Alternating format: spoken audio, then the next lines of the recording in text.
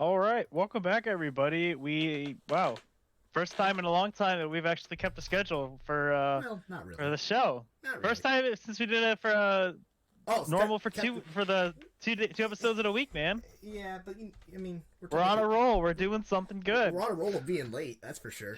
Hey, This was it supposed to go happens. live But this morning, but here is we it? are. Hey, that's okay, man. But all right, well, we got a good show for you guys today. Sean, you wanna tell them what we're gonna talk about today? Yeah, we are going to go just a real brief summary of what we are projecting to happen this week. We're going to be talking about some Miami turmoil. We're going to be talking about Tua and his concussion concerns. Mike McDaniel, I don't know if you saw this or not, but everyone's asking, was he vaping on the sideline or was he sucking on a marker? And Daniel Jeremiah released his first mock draft. We're going to give our reactions to it. Neither one of us have seen it. And then briefly in there somewhere, we're also going to be talking about, I cannot remember his name off the top of my head, but a former defensive tackle killed a mountain lion and people are attacking him. So we're going to be talking briefly about that. And I think we jump into it. What do you think? We jump right in? Let's get it. Let's get it.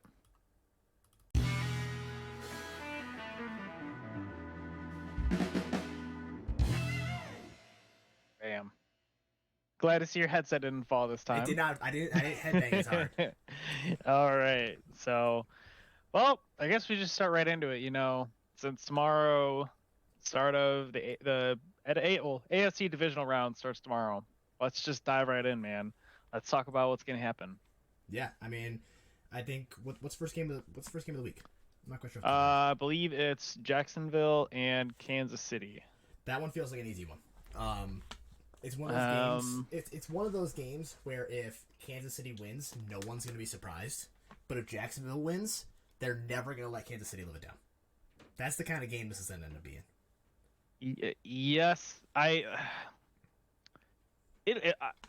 so I started out saying the Jags were gonna lose and Chiefs were gonna win blowout, but like more I've thought about it, I think it's either gonna be I think it's either gonna be a one-score game or it's gonna be a blowout. I don't know if there's gonna be an in between in there. Oh, I mean, yeah, I see that. I see. Well, I mean, Like, wait, you said one score game or blowout, but it's not going to be. It's either gonna be like, oh no, well, one score, 1 point game or a blowout, like a field goal game. If it's either gonna be a field goal game, I wouldn't even say like 1%. Like I don't even think it'll be like a touchdown. It's either going to be like 1 to 3 points or like double digits. That's what I mean. So you're expecting a close game or a blowout, which it's either going to be a super close game down to the wire.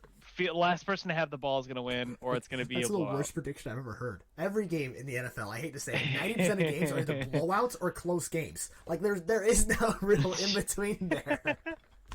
Like my breakdown of games. But I saw a stat. Let me see. Oh, this guy's looking up numbers. What did I say last episode? Don't be a nerd. Stop listening to numbers. No, like all I know is if Trevor Lawrence goes out there and throws 3 interceptions in the first quarter, he's not going to be coming back from 30. He's going to be coming back from like 60. Like it's going to be over very quickly. But one thing is like, the Chiefs had the week off to prepare, get everybody rested and stuff. Do they lose their mojo? No. Like, no. I mean, it's a serious question, though. I mean, yeah, it's a serious question, but at the same time, like, they've been here before. They've had this first round bye. They know how to prepare. They know how to do what they got to do. So I don't think they lose any mojo with it.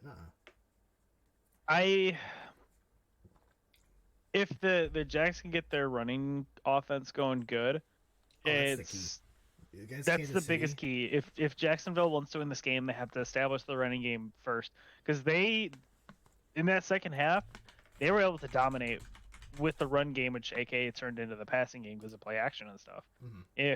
If Jacksonville is able to do that early on, yeah, no, I agree. I mean, they're gonna have to rush the ball. You got to keep the ball out of Mahomes' hands.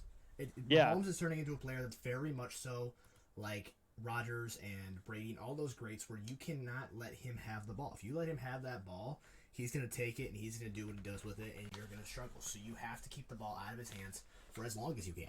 And that's pretty much what it's going to come down to. Jacksonville's going to have to keep the ball out of their hands if they want a chance to win. And I'm saying if they want a chance to win. Yep. But I think I'm still sticking with the Chiefs, though. Okay, I was like you were about to say I'm a jump ship and I think I'm sticking with the Chiefs for this game. It'll be close. I think it's going to be a really good game. I'm hoping for a good game. I'm kind of glad it's the first game on Saturday because if there's one Mm-hmm. that I'm gonna miss, I'm gonna be glad it's that one. Because I don't think it's gonna be a super close game. I think Kansas City's gonna come out, smack them in the mouth, and it's gonna be KC on to the conference championship. Yep. All right. Well, next game that day is the Giants at Philadelphia. Remember, they played 2 weeks ago. Mhm. Or, yeah, Yeah. 2 weeks ago. And And they rested 90% of their starters, basically. So they played last. You can't compare when they played last time. No, and like we basically said all last week, you've got guys that when you play each other 3 times in a season, you get to know that team, and at that point, anything can happen. We saw it in Miami at Buffalo. We saw it at Baltimore, Cincinnati. Anything's gonna happen in this game, and I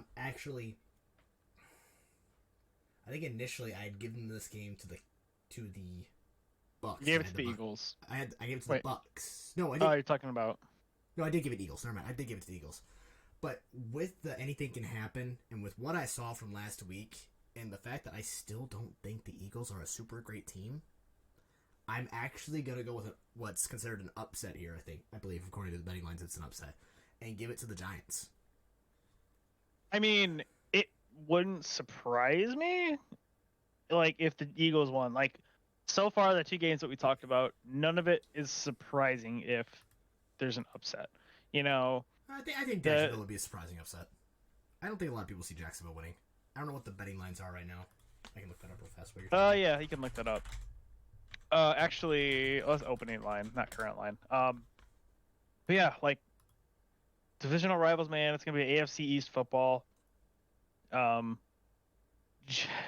think no, Jalen Hurts got taken off the injury report. We don't know you don't know how good he is. Like, is he 90%? Is he 80%? You know, how much is he going to actually be able to contribute to this game?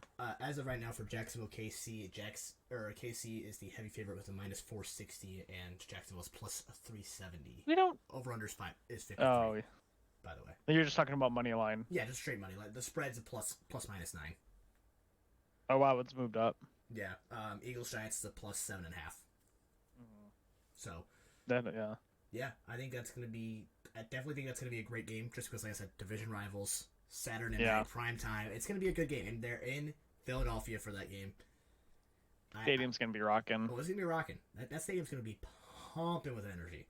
But I'm still picking. I think right now I'm jumping ship with the Eagles, and I'm gonna give it to the Giants because we saw it almost happen twice last week, where the team got upset that was supposed to win because they were facing division rivals. One of them's got to upset. Like, no way a team goes 0 for 3 on an upset when they're division rivals in the playoffs. So yeah, this is kind of a similar situation, I think. And like you said, Jalen Hurts has been out for a while, so who knows how well he's gonna perform. I think he's gonna be all right because he's had that extra bye week essentially. But he hasn't played in, I think, almost a month. Oh, it's been a while. It's been. I think it's been a month. But I think taking that into consideration, I'm giving it to the Giants. It's gonna be hard. The Eagles have good offensive weapons, so it's hard. I'm gonna stick with the Eagles for this one. I'm gonna stick with the Eagles. So all right, moving on to Sunday. First game on Sunday is Cincy at the Bills. Yes, money line. One of probably the most anticipated games, considering what happened a couple of weeks ago. Who do you, maybe not in terms of betting line, but who do you consider the underdog in this game? Without looking at money lines, I'll tell you. You want me to be honest? Yeah. Buffalo. Betting lines say that the Bengals are underdogs here with plus 200 and Buffalo minus 240. I think they're doing that because of the O-line for the Bengals, because I think one of their tackles and one of their guards have been ruled out for the game, which is going to suck for Joey Burrow. But it happened last year. They were able to make it work and make the run of the Super Bowl. Yeah. It's gonna be a good one. Have you been seeing the stuff about the players and the fans of the Bengals are kind of pissed because this isn't a neutral site game? Yes, and I don't quite understand, because I think even if they had played that game and the Bengals had won, I think the Bills were still higher in Nope, they not? would have had this. They would have had the same record, but I think then they would have been ahead of them Do the in tiebreaker. because of head-to-head matchups. Yeah. They would have been ahead of them. So technically, they would have been the number 2 seed and had the home field advantage for this game. That's why fans and some of the players are mad. Yeah, I can don't see that. blame them. Yeah, I can't blame them either. I mean, you want to be the home field for playoff games. You want to have that atmosphere and that energy. But at the same time, like, I get you had to make it. That DeMar Hamlin situation was the terrible situation all the way around. And at some point, someone had to make the call, and Roger Goodell said, "We're just gonna, he said what he said. I'm not gonna go no over the whole contest. thing, 'cause it's a whole big long thing. If you guys want to go read it, go check out Ian Rappaport's Twitter. He has the whole big thing on there. So eventually they ruled it into a contest, and they said we're just gonna play it how it is. And so I can't fault them. However, I do understand why they just decided to just no contest it and all that. Yeah. So another reason why I think the Bengals are going to win is the Dolphins almost beat the Bills with the backup quarterback last week. And the Mike McDaniel's Bengals not being able to manage clock. That too, and the Dolphins. I think the Dolphins and the Bengals have similar weapons. They both have a true wide receiver 1. Yep. They've got a very good wide receiver 2. It's going to be close. I think this could be a very high scoring game. I can see it by high score. I could also. This is probably going to be the game of the week. I'm gonna already pre-declare this is the game of the week. Oh yeah, 100%. I think the only game that might be close is probably Giants Eagles, just off the top of my head. I don't even put Dallas and 49ers up there, but Giants Eagles. It could be interesting. If Philly and Cowboys both win, that's an NFC championship essentially. They split the series 1-1, and then NFC championship is literally NFC East championship. Literally on my way to, I think it was while I was at work today or driving to work, I was thinking to my head, man, there's just like, I don't know if it's actual math representation, but there's a 75% chance that it's an NFC East AF or NFC championship game. I don't think that math adds up. I think it's 50%. No, because Giants, for a total, because there's 4 teams left, 3 of them in the NFC East. No, technically, it's 75%. I don't know if that's how math works. I cheated in all my math classes. You heard it here, folks. You heard it here first. Jeremy confirmed he has cheated in all his math classes. Thank you, Course Hero. It's okay, I did it too. I would not have passed college algebra if it wasn't for the COVID year. No, I forgot I don't know why. We just talked about Giants being in the East with Philadelphia, and I just said, I don't know. And I just only thought the Eagles and the Cowboys were the only teams in the NFC East. This is the first time that 3 teams from the same conference have made it to the conference championship. That's crazy. Yeah. Absolutely insane. Yeah, that is crazy. And anyway, back to Bengals Bills. I'm sticking with the Bengals. What are you? I'm still sticking Bengals too. I think they just they just outdo it better than the Bills. I know that technically they're the underdogs here, but I do give it to the Bengals over the Bills. Yeah. All right. Now we can go back to NFC East. Cowboys. Yeah. All right. As much as I would like to see an NFC East championship, it is going to be the 49ers. I think the Dak's 15 interceptions that he's thrown this season, he led the league, and he played 5 less games than anyone else. And everyone's like, well, he's never thrown an interception, or he's never lost to the Niners. Yeah, he's never lost to this Niners defense. This Niners defense is out of its mind, and it's playing out of its mind. The offense is playing out of its mind. The 49ers are coming into this game so incredibly hot, and they're riding Brock Purdy's just complete success that I think they're going to come in, and I think they're going to put pressure on Dak. I think they're not going to be able, they might be able to get the run game going, but the passing game's not going to get there. And when it does, I think that the Dallas Cowboys are going to throw interceptions with Dak, and I think the 49ers are going to make them pay. Yeah, it's interesting because this game, the Niners are favorites to win, but not by much. Majority of America's money is on the Cowboys. Yeah, it's a very interesting So one. the sports books say one thing, and then America, aka just the Cowboys fans, basically are all putting money. They're all putting money on the Cowboys to win. Yeah. So. But yeah, I give it to the 49ers. I think they're just going to be. I think they're just all around a better team. I think Dallas does have Yep. a great defense, but I think there's just too many weapons on that 49ers offense, and they're just going to make them pay. Yeah. Yeah. I think I'm sticking with it. Niners. It's gonna be a Niners Eagles NFC Championship. Yeah, I agree. Bam.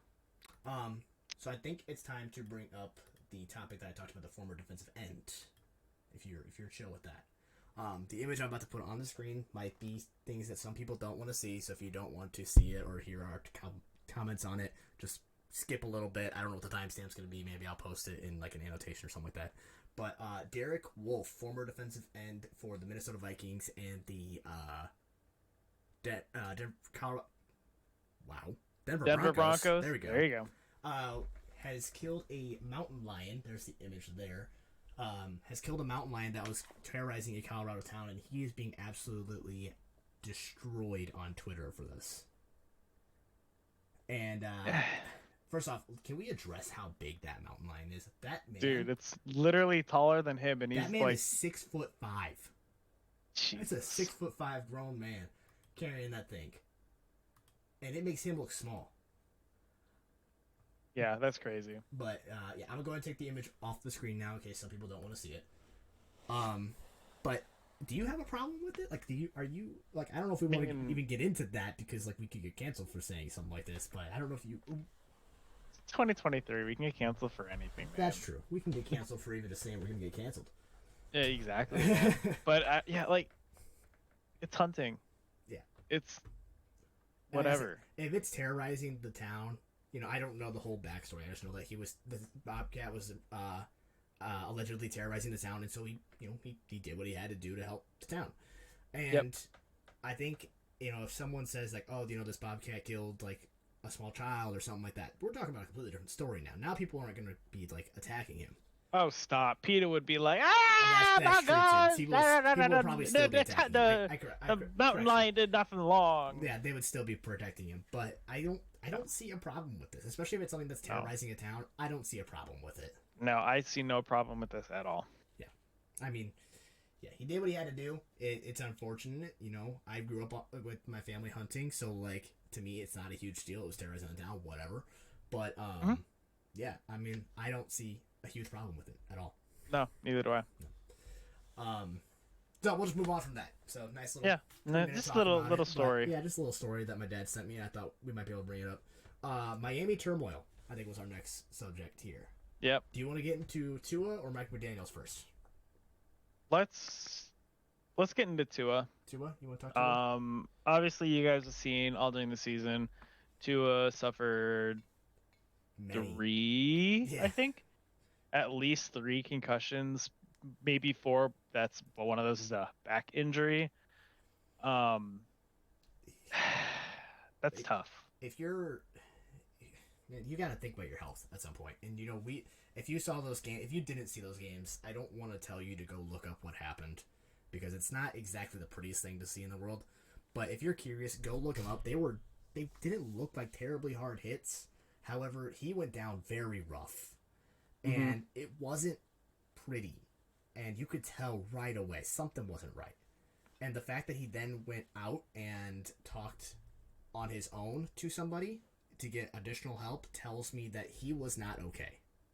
No, he didn't play the last 2, I think 3 games if you're concluding the playoffs. Well, yeah, because he I don't know if it was either the team doctors or him himself was like, listen, I've suffered 3 concussions within the last basically 2 months.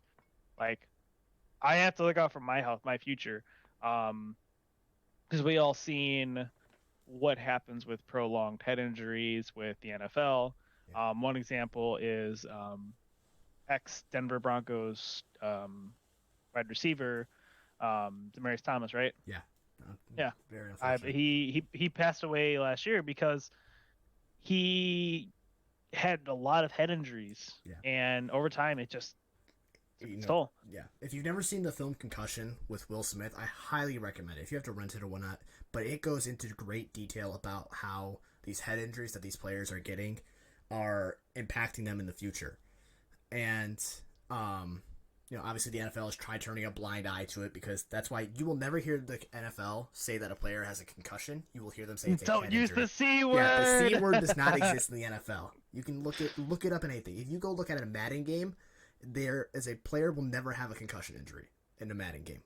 They will never even have a head injury in the Madden game because the C word doesn't exist in the NFL. Mm-hmm. But I mean, at some point, Tua has to take a step back and look at his own health and say, if I take too many of these things, I'm done. What?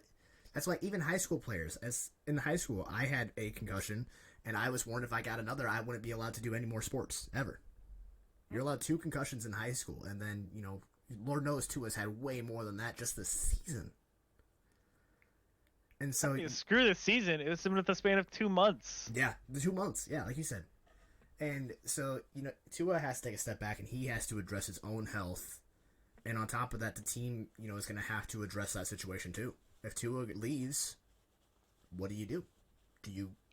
If Tua leaves, they're going to have to replace it, aka Tom Brady's going to come in. I was saying, is it Tom? Is it a draft pick? Is it someone? Is it Derek Carr? Is it Lamar? They'd have options. Lamar could, because he's from Miami, originally from Miami. So. And they have, I don't know if you heard this, but the Ravens have confirmed that if they do not strike a deal with Lamar Jackson, they will be giving him the franchise tag. Yeah, me and Shawn talked about this. Would he even sign that franchise tag? I don't think so. I don't think so either. He's going to still be getting paid either the average of the top 5 quarterbacks for the last 5 years, or I forgot what the other one was, but to him it's not worth it, and I kind of agree with it. He's been playing out of his mind. He's already got an MVP. There's other people that have been not as successful and are making a lot more money than him. Yeah, and I think it was the GM. He did a meeting today talking about Lamar, where he said Lamar was their guy. He was the one that they built the team around. They don't want him gone, blah, blah, blah, blah. Saying all the right things that you want your GM to say. But you can only say so much before you have to be able to put pen to paper and have to say, okay, we're going to pay you. And now they just signed Roquan to an absolutely massive contract, so who knows what happens there. We're getting off topic once again. Yeah. Anyways, let's loop back into the Miami situation. I had a question for you. Yeah. I saw somebody had brought up a thing. It seems like there's been a big increase in head injuries this season. A lot of people are saying it's due to the new helmets. Yeah, I have seen that. A lot of people are saying it's because of these new helmets that a lot of these people are getting more concussions, which on paper doesn't make sense, because on paper they're like, these helmets are, X times better than this and that and that. But a lot of people are getting more head injuries. We've seen, especially right in the moment, people getting up and having instant side effects from it, the wobbliness, the just not waking up and stuff. It's an interesting situation. It is, and I think the NFL, they have been trying to be progressive over these last couple of years, especially since that film, like you mentioned earlier. I think he's dead or something. I don't know what's going on with him. He's just started coughing up a storm. I choked on my own saliva. Hold up. I looked at my beard and I got a whole bunch of saliva in my mouth, and I was going to breathe, and it just wasn't good. It's okay. Breathing is hard sometimes. It is very hard. What was I saying? Oh, the NFL. Since the film Concussion came out, they have tried to be incredibly progressive towards reducing these head injuries, and so they're going through many different tests and phases. New helmets, new this, new that, to try and make it so that way there are less head injuries. And sometimes they are gonna. It's just like any sort of revolution or any sort of scientific advancement. Sometimes you have to take a step back to be able to take 2 steps forward. And I think that's what we're seeing this year. That's like, I don't know if you saw them or not. They have these bands, in a sense, that go around your neck. And I don't know how exactly it works. You can look them up. But they hit on some sort of pressure point that makes it so the fluid in the brain makes it so when that brain hits the skull, which is exactly what a concussion is, it's not being as impactful because there's more fluid in the brain. And there are players that are wearing them in the NFL, and these players, I think Joey Bosa is the biggest name that's wearing them right now. And he's right on that defensive line, getting his head slammed every play, but he's had very little head injuries. And I guess that players are finding that is working incredibly well because it's reducing those head injuries because more fluid in the brain It's not impacting their responsiveness. They're just as responsive. They've done tests on them. So I think these bands that I've seen, I saw actually a TikTok video about it, and then that's what made me look into them. The bands that we started seeing come into the NFL, I think those are going to be essentially the next step into reducing head injuries.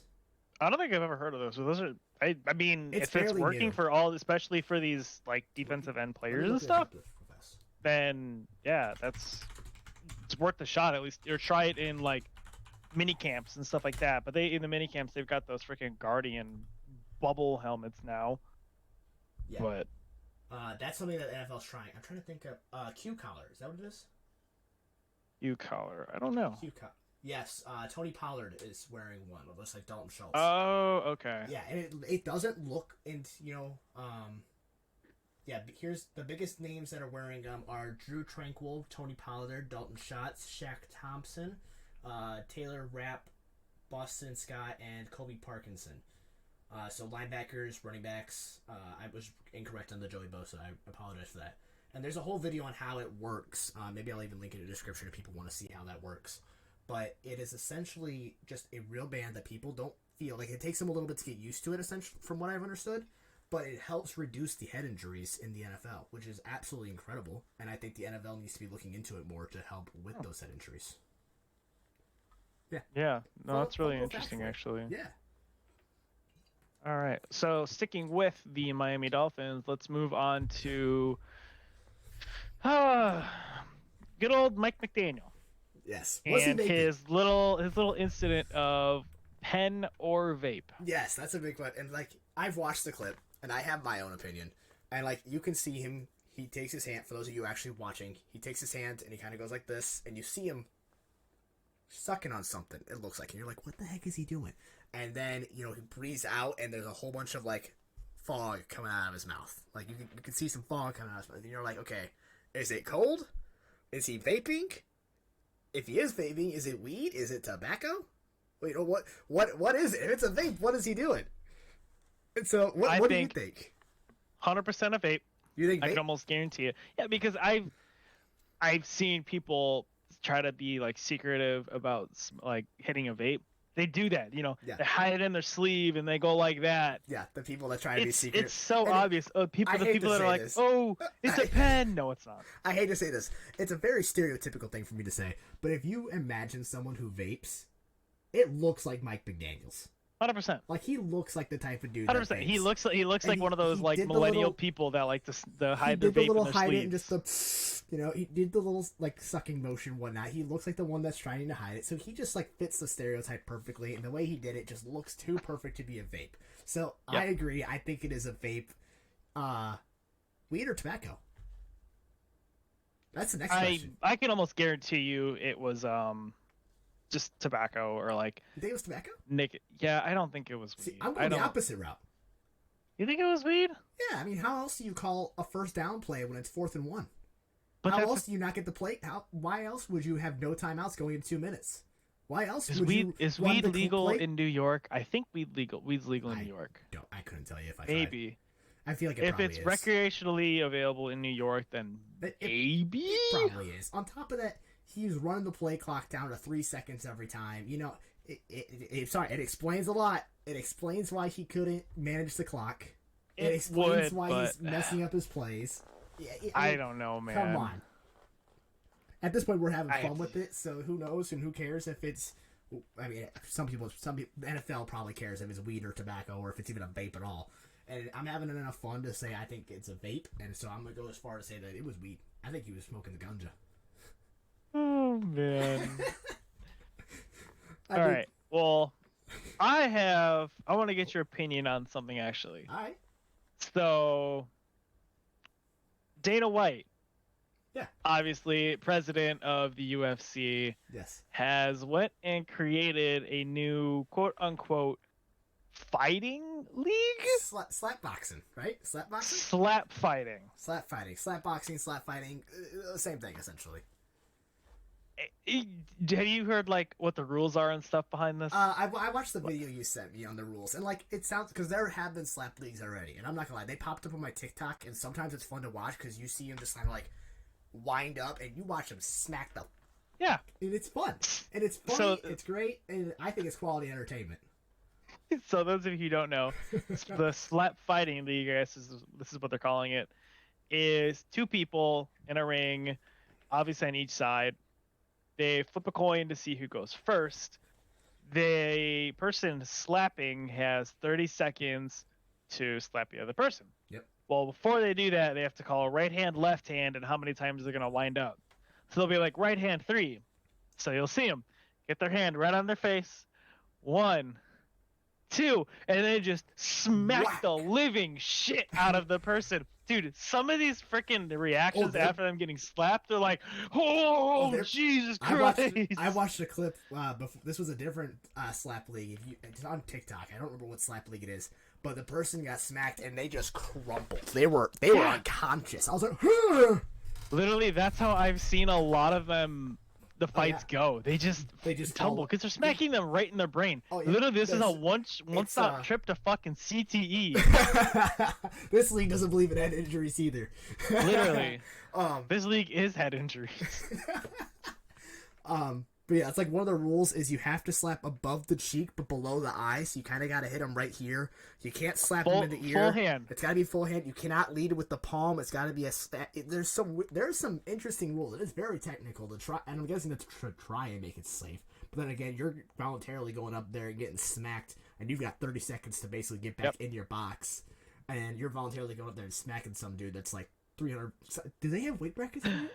They do. Do they? They do. They do have weight brackets for it. That makes it a little bit better because I'm only 140 pounds. I'm not gonna want to go up there against a dude that's 320 and like 6'2". I'm gonna be like, yeah, forfeit. I'm out. I'm done. I'm gonna die if I get slapped. Oh man, dude. Yeah. But absolutely, I think it's some insane shit. It caught me off guard. Like, well, I think yesterday or the day before, my TikTok just started getting flooded with it, and I'm like, what the fuck is this? Where did it come from, dude? And it kept going and going. I love it. I'm ready for it. I'm here for it, and I am ready for my pay-per-view. Charge me. I hope it's not $60, but I know Daddy Dana. He's gonna want his money. Daddy Dana wants his money. Daddy Dana wants his money. So I'm hoping like $30. You know what? $30. I'll watch 14 grown men go up there and slap the shit out of each other. That's fine by me. Exactly. All right. Well, let's move on to Raw reactions. I would say the final segment of today's show. It might take a little bit of time. So our Raw reactions to Daniel Jeremiah's 2023 NFL mock draft. Here we go. I haven't seen it yet. I don't know if you have. I have not. Okay. Raw reaction, facial expressions. I'm switching the camera over. It's black across the bar right now, and actually Jeremy's on the left side. Congratulations, Jeremy. You moved to left from right. And here we go. I hope it's actually capturing the screen right now. All right. With the number 1 overall pick, Daniel Jeremiah has the Chicago Bears selecting Jalen Carter. Interesting. Huh. Well, Mr. Bears fan, how do you feel about that? I am reading what he put here.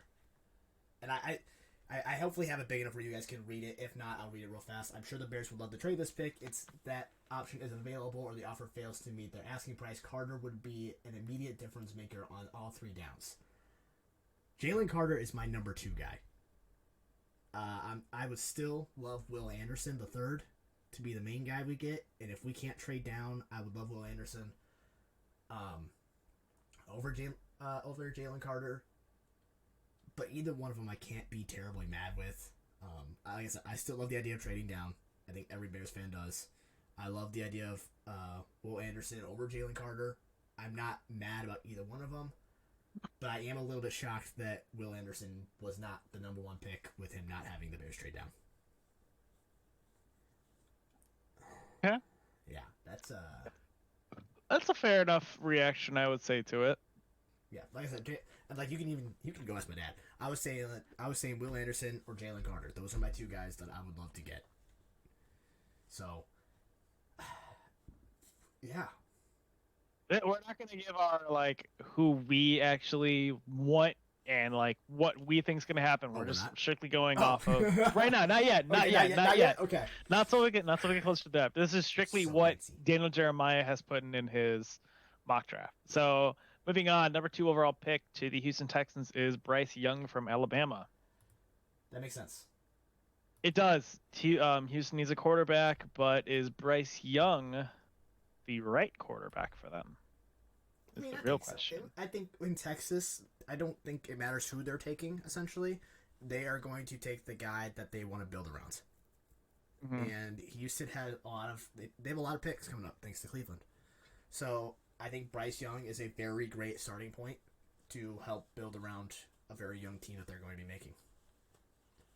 Mm-hmm. So I've been seeing a lot of people comment on, I think it was his size. He's not the biggest player. No, he's not. And that's what because I've heard people as well talking about that, because obviously with the number one overall pick in the draft, everyone's talking about something. Moving the number one pick, keeping it, drafting a quarterback, and trading your current quarterback. Don't do that, Bears. Please, for the love of God, do not do that. I'll stop being a Bears fan. I don't promise that, but I will. So I've heard people saying, Bryce Young is a smaller quarterback, and his size is a concern because he doesn't move around and get out of the pocket. Like Kyler Murray, Justin Fields, some of those other guys that are a little bit on the smaller side. He's more of a pocket presence, but he's not the big guy. But I think in my mind, Bryce Young is the number one quarterback in this draft. I don't think it's extremely close. I think he's the most talented. I think he has the highest upside because, size, yeah, okay, he's not the tallest, he's not the biggest. He can put on 10, 15 pounds. True, because he'll have an entire organization that's wanting to rally around him. So exactly, so they're gonna give him the keys to the place, basically. Oh yeah, he's gonna have the keys to the kingdom, and they're gonna be like, "Hey, we need you to bulk up." Okay, cool. I'm gonna start bulking up, and that's gonna make him more desirable to other teams too.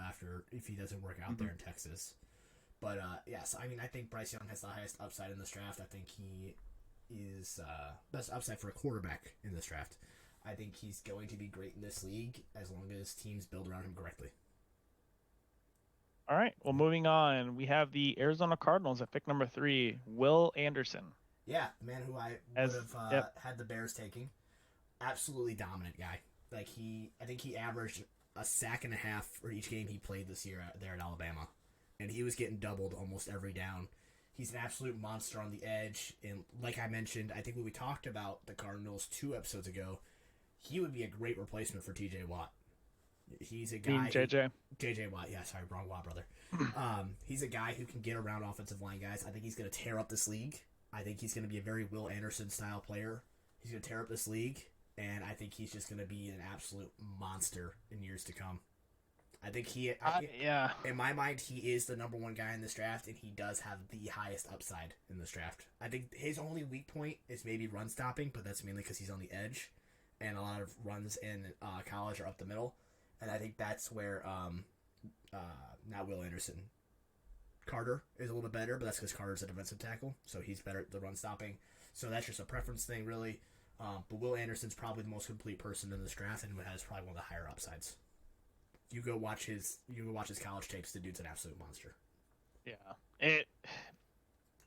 Yeah, like you were saying, you can make an argument for either him or Carter to go number 1 to you guys. It's just gonna come down to scheme fit. Do the Bears want to risk trading back and possibly losing on Will Anderson but still getting Carter, or do they want to take the gamble, roll the dice?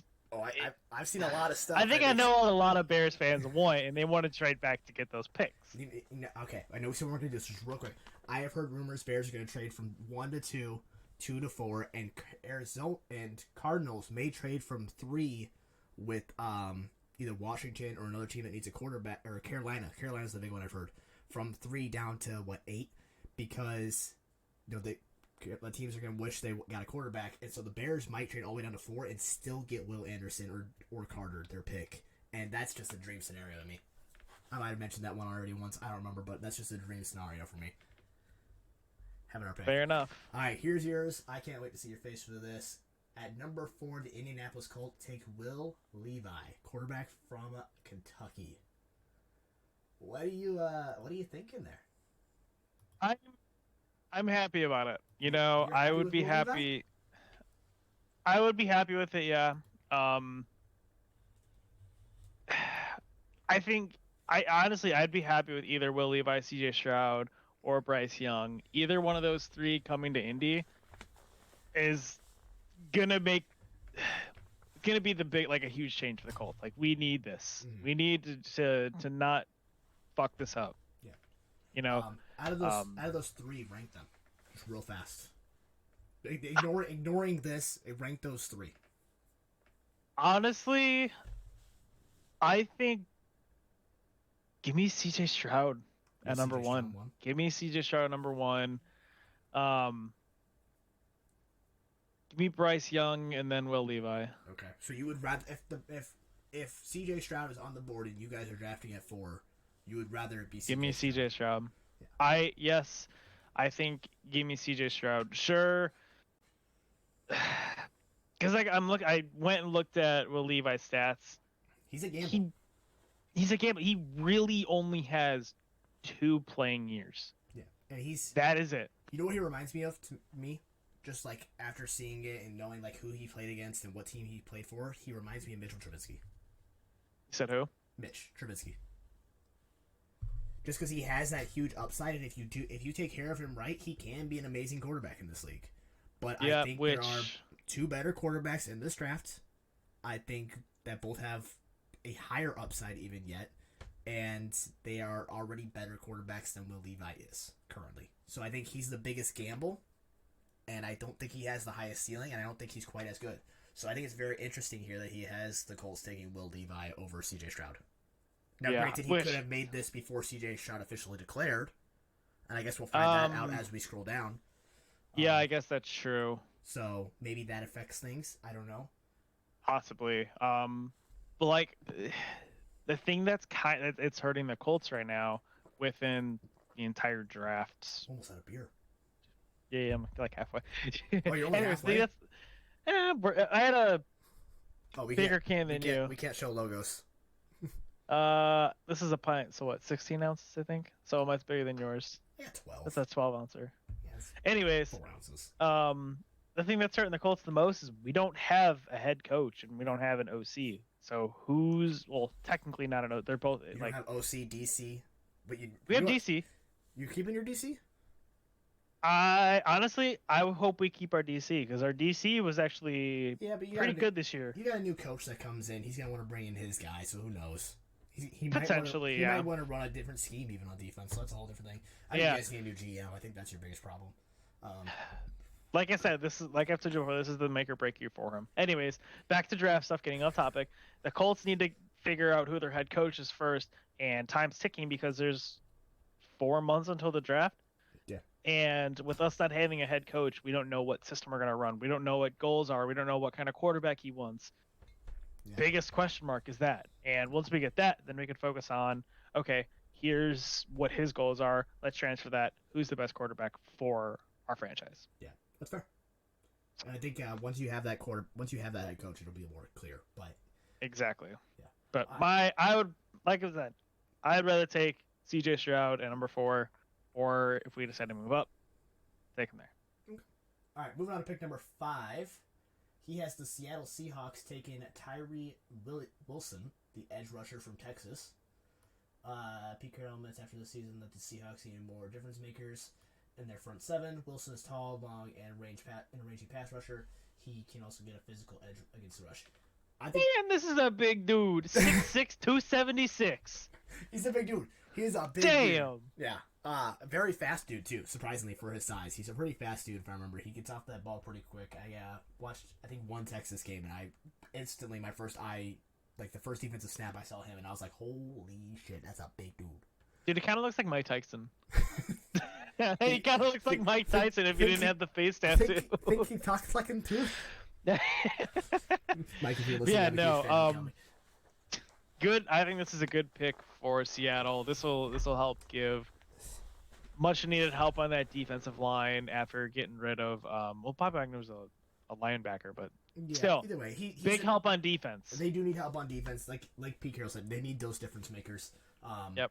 I think that's a great pick, especially if this was made before CJ Stroud declared. Otherwise, I think they go quarterback here. I think it's definitely a need for them. I think they proved after this last game that they need a quarterback because Geno Smith is not going to be the guy that's going to win them playoff games. And even if they have him sit behind Geno Smith for a year or two, they've got enough draft picks from Denver for the next 3 years that they can let him sit and they can grow a team around him before he's even ready to play. Yeah. All right. Well, moving on. At number 6, Detroit. Detroit is taking Devon Witherspoon, or Devin whatever you want to say, Witherspoon, cornerback from Illinois. I like The first this. corner on off the board there. I do too. I think Detroit's not needing a quarterback yet. Their OC is staying there, so another year, Jared Goff, another year in his system is going to do well for them. They're starting to find their groove on the offensive side of the ball. Just need a little bit of that extra help on the defensive side of the ball. You know who he reminds me of too? Witherspoon? Yeah, he reminds me Who's of that? Sauce. Just like the swagger and style he plays with reminds me a lot of Sauce. You think if he gets drafted, he's going to stand in front of his TV like? Oh, I'm sure he does something goofy. But yeah, he's a huge, not a huge guy. He's a very fast guy. One of the better corners that I saw. I wish he could have played at a higher level to maybe see him against some of those better Better teams. better teams. Thank you. But yeah, I think he's an absolute dog. I think he's gonna do very well. Yeah, Devon Witherspoon gonna be a beast in this league, and I hate that I have to play against him if this is true. All right, moving on. At number 7 with the Las Vegas Raiders, Peter Skornowski, offensive tackle from Northwestern, the first offensive tackle or lineman in general in shaking off the board. I love that. I love it because they need help in that spot.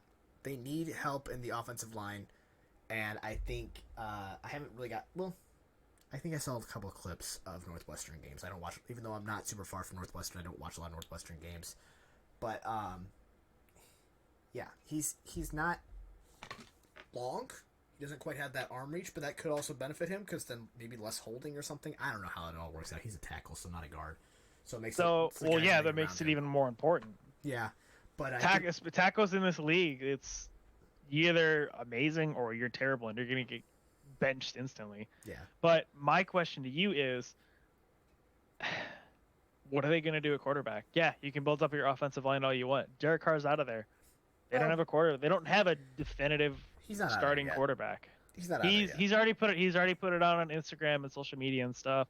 Derek Carr's not coming back to the Raiders. I don't see him coming back either. But I guess if I am at this point, I am assuming that this was made before C.J. Stroud declared, since he has not been mentioned once yet. And at this point, I've seen many teams that would have taken a C.J. Stroud, including the Raiders. So we're assuming C.J. Stroud is not declared for this draft, even though he has. Yeah, I think without there being a quarterback there to solidify, you don't want to reach and get a quarterback that you could have taken in the second or third round. And so what you do is you build up what you can around him. So getting that offensive tackle there to help build up. So when you do get that guy, is great. You want to protect that guy. You don't want him to be the next Tua where he's getting 6 concussions in one game. Was that too soon? Anyways, moving on. At number 8, the Atlanta Falcons pick Lucas Van Ness, edge from Iowa. Yeah, fast guy. There's a lot of fast dudes in this one. Yeah, I mean that's the trend with a lot of these NFL players recently is just fast people. At what point do we stop saying they're fast and we just say they're average speed at this point? I mean, yeah, I guess you bring up a good point. Before that happens, because like I said, these guys are obviously all fast. They're explosive, very strong guy. He can really run through people. Great pass rusher. Needs help on rushing plays, I think. But then again, I think that's most edge rushers at this point. Edge rushers are more the guy who are going to get after the passer, and more the defensive tackles are your guys that are going to stop the runners. Yeah. And so I guess that's overall, more of a trend, but... Yeah, overall, I think that's a pretty good pick for Atlanta. They struggled on defense this year, big time. They struggled on defense, but they also kind of struggled on offense. Yeah, they're still... this Atlanta team is a very weird spot. It feels like they're kind of trying to find themselves still.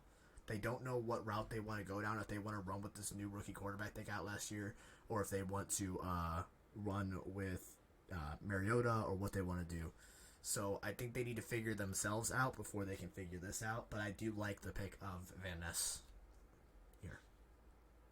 All right. Well, moving on. Number 9th pick in the draft, Carolina Panthers select C.J. Stroud. Hey, you know everything I said about assuming C.J. Stroud wasn't in this draft because he had it declared? Yeah.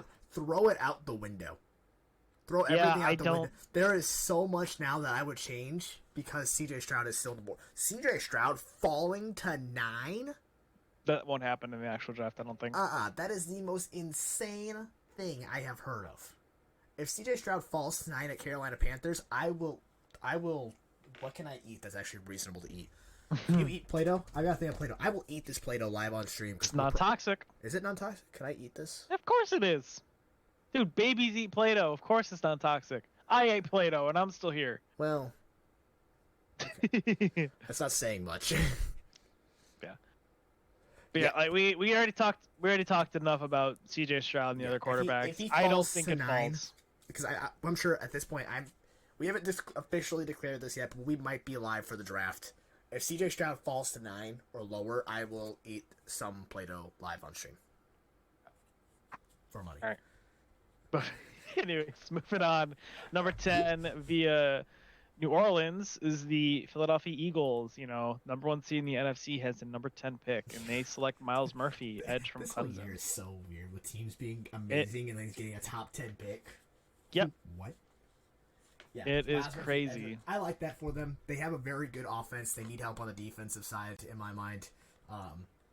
Pass rusher isn't a super huge need for them, though, so it's a little weird. I would have gone corner or safety for Eagles. Yeah, but I mean... But if someone's not there, then I guess it makes sense that Miles Murphy's the guy. yeah. Yeah. All right. Well, let's... Read the thing about it, because every now and then I glance over and read this. I don't like his reasoning for it. The Eagles love using high picks on trench players. Murphy is powerful and plays with outstanding effort. I get that, but, like, if you don't need the trench players, you're not going to pick a trench player. Especially if you have bigger needs. Come on, man. Come on now. Come on, man. Well, we're going to... All right, let's start kind of doing a little bit of these, not rapid fire, but, like, we'll speed it up a bit, because... Oh, we are running out of time. We are kind of cutting it on time. Anyways, we'll cut in a minute. I know, I haven't either. All right, number 11, Tennessee Titans. Like Paris Johnson Jr., offensive tackle from Ohio State. This is a very big need for the Titans. Their offensive line is garbage. If they continue to expect Derrick Henry to play at a high level, they need a good offensive line. And if they expect Ryan Tannehill to do anything in the passing game, they need an offensive line. Exactly. Their defensive line is already good. Other places I could see them maybe getting help, maybe cornerback, because or cornerback or safety, because their pass defense is dog shit. It is. But I'm not mad about an offensive tackle. I'm sure you're not. And then next we have Houston Texans from Cleveland going corner with Joey Porter Jr. I like this. They address an offensive side of the ball, and then they address a defensive side of the ball. The only other thing I would like to maybe see them do is go either offensive line here, or go with a receiver or something to help out CJ Stroud in his development. But in terms of addressing both offense and defense, I think it's a great pick. Joey Porter Jr. being there at that time.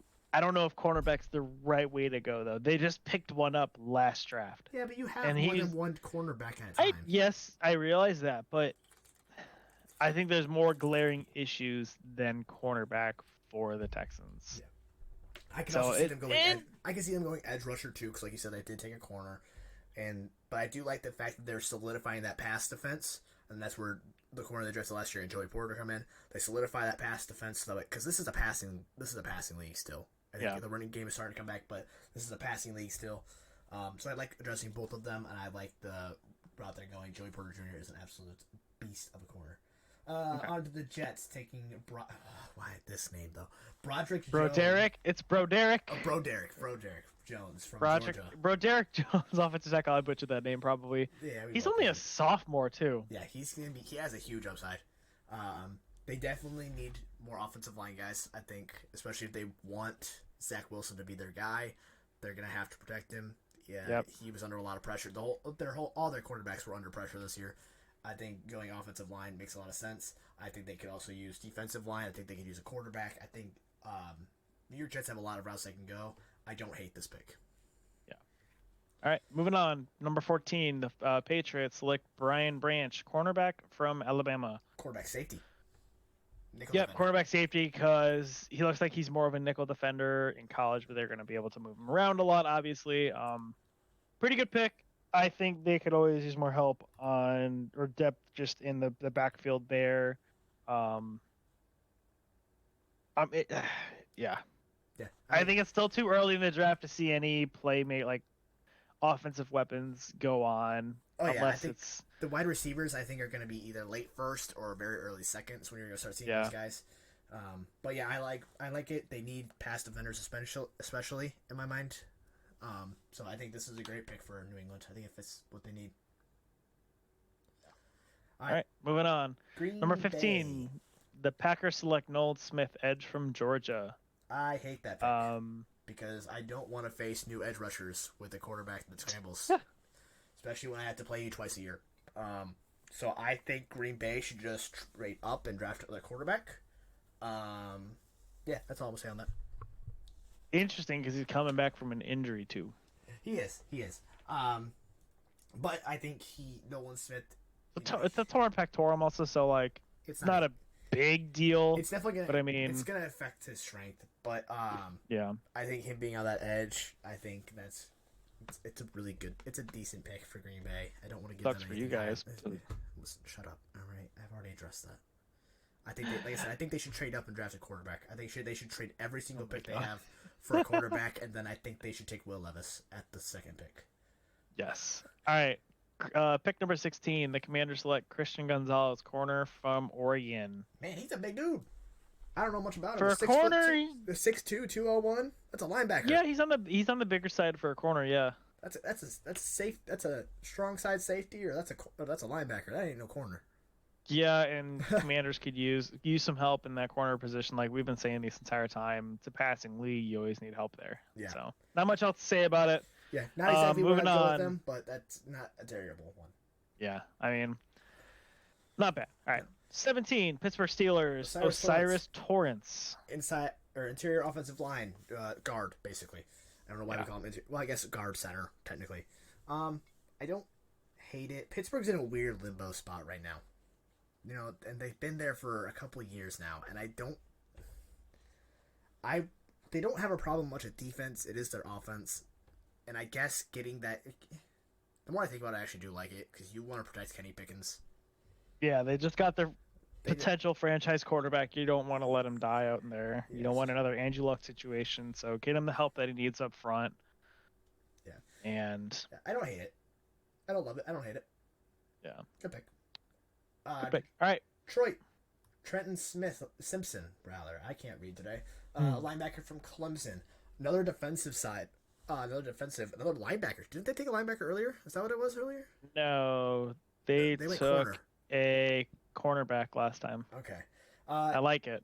Yeah, I do too. Give them more help on the defense. Make their defense very good. That's where they seem to be their offense does not need help. They scored the most. Okay, if we're gonna look through the entire season, their team scored over like 30 points, the most out of the entire league. That's true. They scored, and that's surprising. They definitely, the defensive side of the ball is the biggest issue for Detroit. So any sort of the corners, safeties, the defensive line especially, I think needs help. But Trenton Simpson goes great with that linebacker core. It's very young, keeps it young, and I think he's gonna be an edge rushing linebacker like a Khalil Mack style. All right, moving on. Number 19, Tampa Bay Buccaneers have Emmanuel Forbes, corner from Mississippi. I hate this. I do. Why do you hate it? I don't. Listen, I understand that their coach is a defensive-minded coach, but I think they have offensive issues, huge offensive issues. They did just fire their OC, so I think getting a new player and a new OC in there is going to be absolutely massive for helping out Brady if he stays. I think it'd be massive for helping out Brady. I think he needs a better offensive line. I think he needs a new tight end or a new receiver. He needs some sort of help. And I get you don't want to reach, but at the same time, you got to make sure your franchise quarterback is, well, not your franchise quarterback, your veteran GOAT quarterback is going to be happy. It's an interesting pick. You made a good point. I don't know. They do need help on the defensive cornerback side because they did get abolished pretty good in that passing game this year. Yeah. So, anyways, moving on. Seattle at number 20, Will McDonald the fourth. Edge rusher. This is the second pick for Seattle in the first round. That is insane. Yeah. 2 edge rushers too. Both of them. I think that's incredible. I don't know if I like that. It's either going to be the smartest thing Pete Carroll has ever done, or it could be one of the dumbest. Yeah, like I don't taking like two edges. It helps I guess, build for the future. Because then if both of them work out, you put both of them on the edges. If one of them works out, you at least hit one of them. But especially with you picking at 5, you want number 5 especially to nail it. Yeah. And so, Will McDaniel the fourth, don't get me wrong, great edge rusher. I think he's going to do great things in this league. But it is very, very interesting because now, you also have Nwasu already on the team who's going to do things. And so now you've got 2 guys trying to fight for that. So I don't know if I love this pick. I would maybe defend. Like I said, it's either the best thing Pete Carroll's ever done or the dumbest. I would have liked to see him take defensive tackle or corner, but I think 2 edge rushers is a very interesting pick. Yeah. I guess that's what they have to do though to keep these interesting once you start doing exactly. 4, 5, 6 All right, mock drafts. moving on. Pick 21, the Chargers, Dalton Kincaid, tight end from Utah. I like this. I like it. Yeah. They needed help on offense, and they got it. Yeah, I think so. Not much else to say about it. They need another weapon. They didn't score a damn point in the last game. Maybe this will help score at least a touchdown and help them win that game. They need points for. They need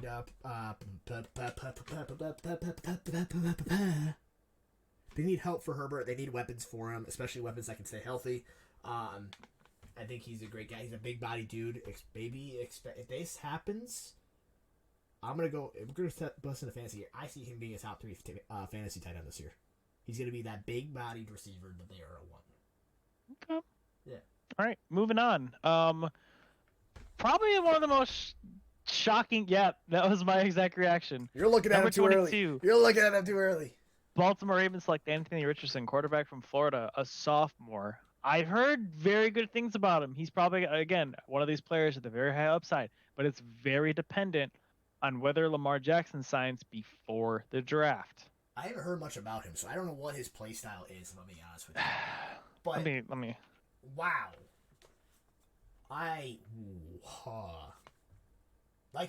His very first wordings. I'm throwing a dart with this selection. Yeah, you are. Okay, so he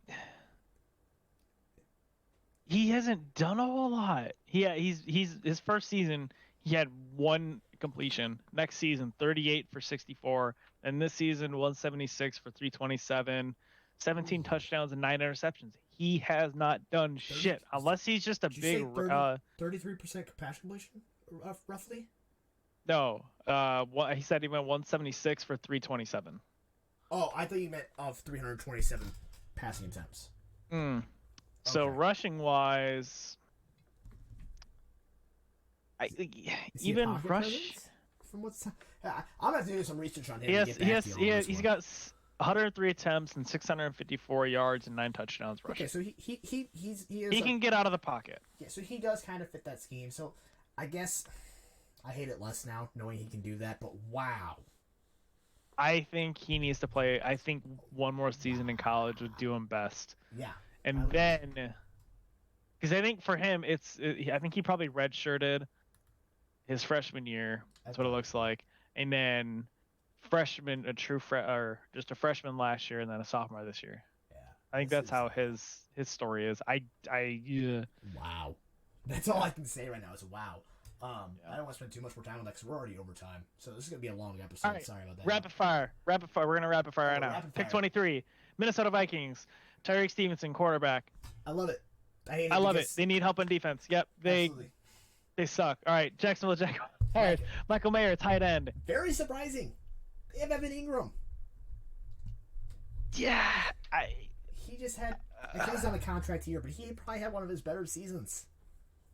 Yeah, but at the same time, like, I wouldn't say he's not been getting up there in age. Okay, no, he's not. Surprising pick. He's like what, 25, 26? He's 28, 29 next season. Interesting pick. Maybe they'll use they'll go a 2 tight end format. One will be a blocking tight end. God, no, please don't do that. It's a terrible idea.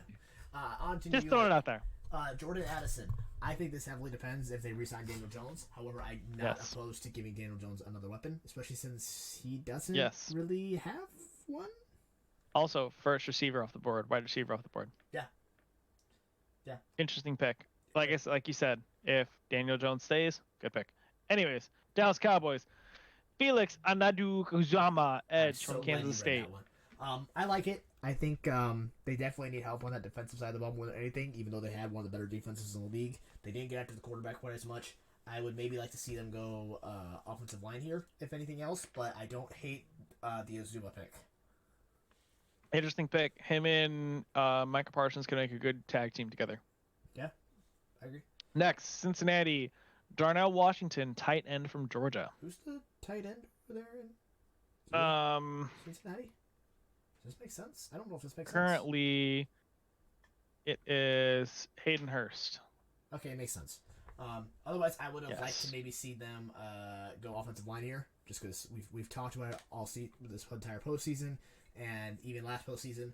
Getting a young offensive line guy, even if he doesn't start right away, he can still come in and be a backup because they seem to get ridiculed with injuries on that offensive line. So I would like to see them go offensive line here over tight ends.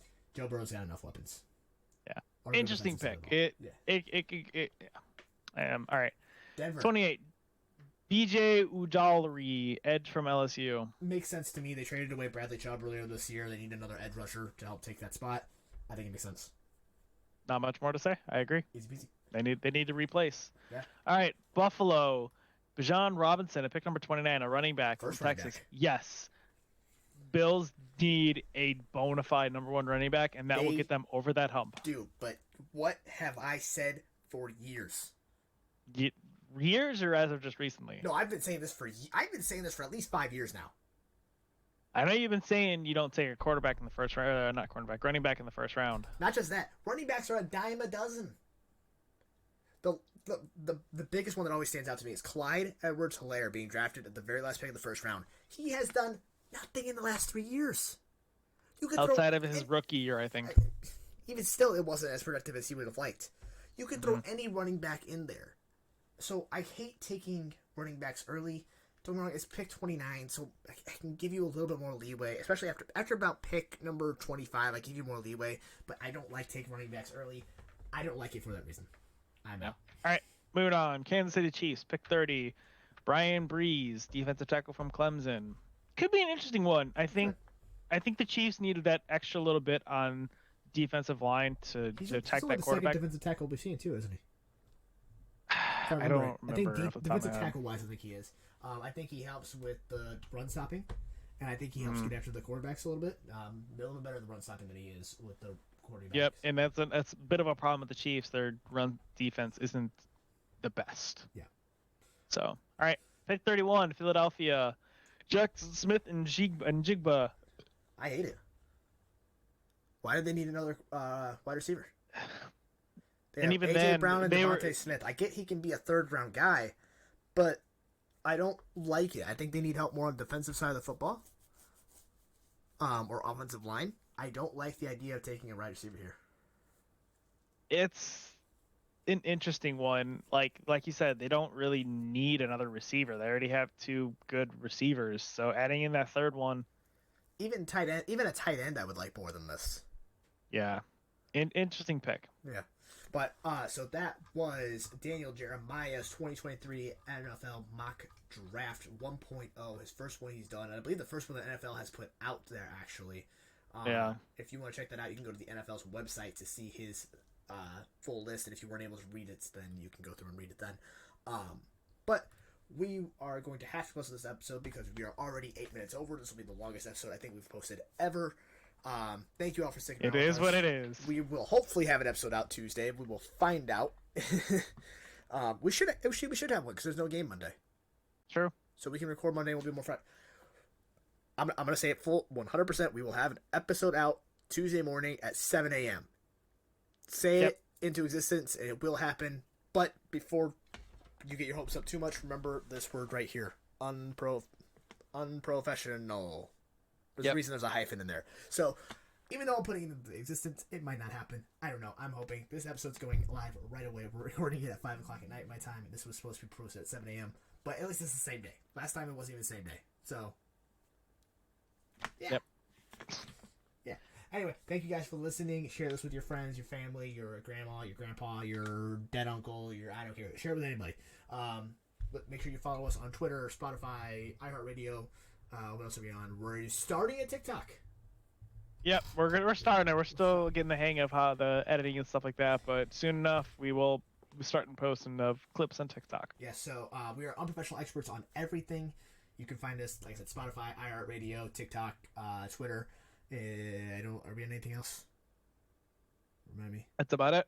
We might have to get an Instagram soon so we can do reels and stuff like that, just like TikTok. But yeah, make sure you give us a follow over there so that way you can always get up to date news on what we're doing and what we find interesting in the league. As for that, I think that's all we got, right? Are we done? That's about it. Got anything else to add? No, with that, cheers. I'm out of beer, but cheers. Adios.